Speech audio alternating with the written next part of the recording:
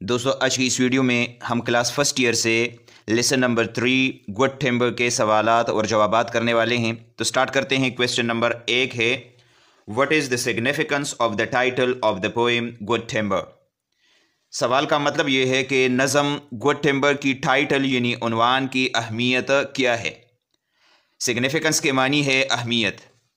अच्छा, तो इसका आंसर है the title of the poem good temper is very significant because the whole poem is about how good timbers are formed. The poet compares good timber with good men and says that both become strong and great after facing great hardships. जवाब का मतलब ये है कि नज़म good timber का उन्वान नहायत अहमियत का हामिल है, क्योंकि पूरी नज़म इस बारे में है कि किस तरह अच्छे दरख्त बनते हैं। शायर अच्छे दरख्त और अच्छे आदमियों का मवाजना करता है और कहता है कि दोनों यानी गुड टिम्बर और गुड मैन मजबूत और अजीम बनते हैं सख्त तकालीफ सहने के बाद। हार्डशिप्स के मानी है तकालीफ। Okay, question number 2 is what is a good timber, how does a tree grows into a good timber. सवाल का मतलब ये है कि गुड टिम्बर यानी अच्छी इमारती लकड़ी क्या है और दरख्त किस तरह बढ़कर अच्छी इमारती लकड़ी बनती है। तो इसका आंसर है a good timber is one which fights और struggles for its survival from its birth. A tree that encounters strong winds, hot weather, cool rain and unfavourable conditions throughout its life grows into a good timber. जवाब का मतलब ये है कि अच्छी इमारती लकड़ी वो है जो कि पैदाइश से ही अपनी बका के लिए लड़ती है। वो दरख्त जो पूरी ज़िंदगी तेज़ हवाओं, गर्म मौसम, सर्दियों, बारिश और नामौजू हालात का सामना करता है, वो बढ़कर अच्छी इमारती लकड़ी बनती है। ओके, क्वेश्चन नंबर 3 है, what according to Douglas Malloch is the fate of those who do not work hard in life. सवाल का मतलब ये है कि डगलस मलॉक के मुताबिक उन लोगों की मुकद्दर क्या होगी जो ज़िंदगी में सख्त मेहनत नहीं करते।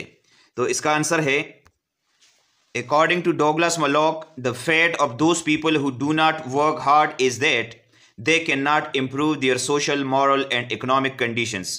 दे live and die without any improvement.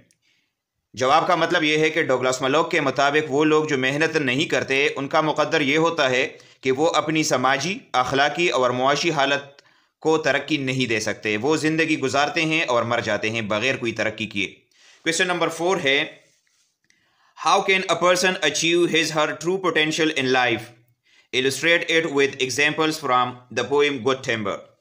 सवाल का मतलब ये है कि किस तरह एक शख्स ज़िंदगी में अपनी हकीकी सलाहियतों को हासिल कर सकता है। नज़म गुड टिम्बर से मिसालें देकर वजाहत करें। पोटेंशियल्स के मानी है सलाहियतें, जबकि इलस्ट्रेशन के मानी है वजाहत करना।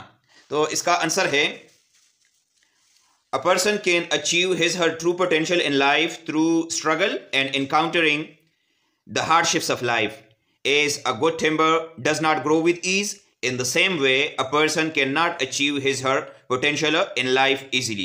जवाब का मतलब ये है कि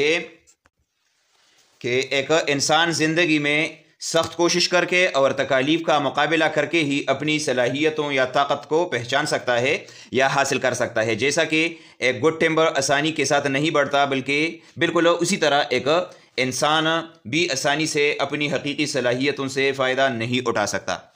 क्वेश्चन नंबर 5 है, What is the central idea of the poem Good Timber? सवाल का मतलब यह है कि नज़म गुड टिम्बर का मरकज़ी ख्याल क्या है। तो इसका आंसर है The central idea of the poem Good Timber is that good timber and good men are formed through hardships and struggle.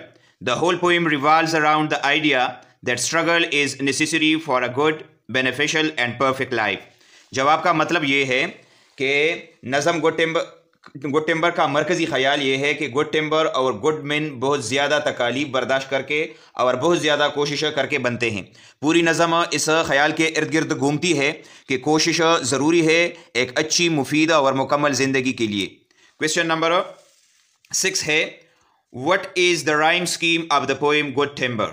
सवाल का मतलब यह है कि नज़म गुड टिम्बर की राइम स्कीम क्या है। तो इसका आंसर है rhyme scheme means the pattern of sounds that repeats at the end of a line और stanza. The rhyme scheme of the poem good timber is A B B C C. यानी जवाब का मतलब यह है कि rhyme scheme का मतलब है आवाज़ों का एक तरतीब जो कि एक लाइन या स्टेंजा के आखिर में दोहराए जाते हैं। इस नज़म गुड टिम्बर का राइम स्कीम है A B B C C. Okay, question number 7 and the last one. An extended metaphor is a poetic device in which two unlike things are compared in a series of lines of a poem. Give the examples of extended metaphor from poem Good Timber. सवाल का मतलब ये है कि एक extended metaphor शायरी का एक device होता है जिसमें दो चीज़ों का मवाजना किया जाता है एक नज़म के कई एक लाइंस में। नज़म गुड टिम्बर से एक्सटेंडेड मेटाफर की मिसालें दें।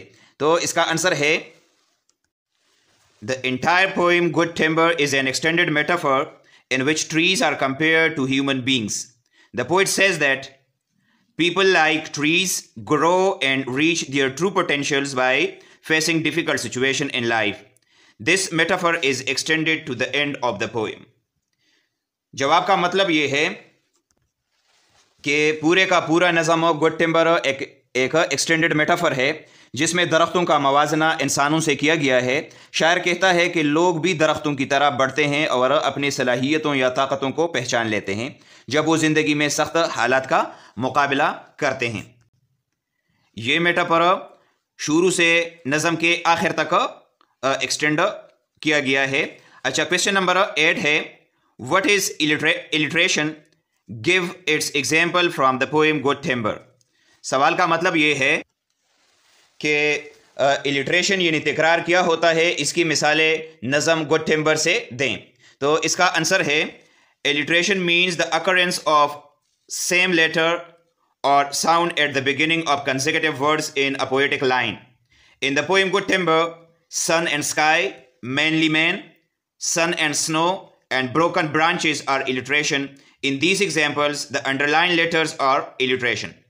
यानी जवाब का मतलब ये है कि इलिट्रेशन या तकरार का मतलब है एक ही हर्फ या आवाज़ का बार बार आना शायरी की एक लाइन में। इस नज़म गुड टिम्बर में ये जो अल्फाज दिए गए हैं sun and sky, mainly man, sun and snow and broken branches, ये हमारे पास तकरार की मिसालें हैं।